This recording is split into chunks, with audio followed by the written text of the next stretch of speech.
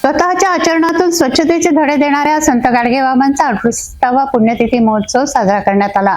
भुकेल्यांना अन्न, तहानलेल्यांना पाणी, परोपकार, दया करण्याचा संदेश देणाऱ्या संत गाडगेबाबांच्या पुण्यतिथीनिमित्त विविध कार्यक्रम राबवण्यात आले। संत गाडगेबाबा समाधीस्थ गाडगेनगर येथे बाबांच्या पावन स्मृतीस अभिवादन करण्यात आलं। भजन, प्रवचन, अन्नदान, ब्लँकेटचं वितरण करून बाबांच्या समाधी स्थळाच्या परिसरात स्वच्छता अभियानही राबवण्यात आलं। संत गाडगेबाबांनी 19व्या शतकात अज्ञान, अस्वच्छता, अंधश्रद्धा यांनी बुरसटलेल्या समाजाच्या उद्धारासाठी आपला देह चंदनासारखा झिजवत अतुलनीय, अकल्पनीय, अविश्वसनीय कार्य केलं।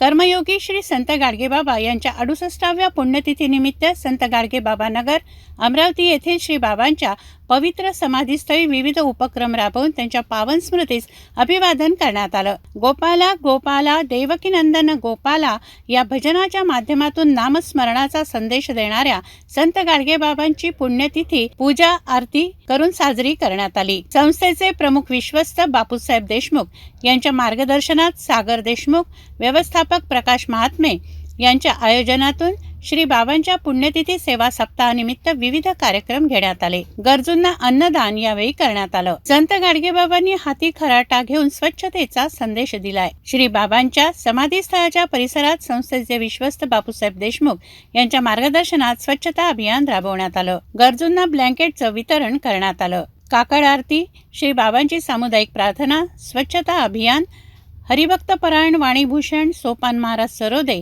यांच्या अमृततुल्य वाणीतून भागवत कथा आदी विविध कार्यक्रमांचा लाभ भाविकांनी घेतला।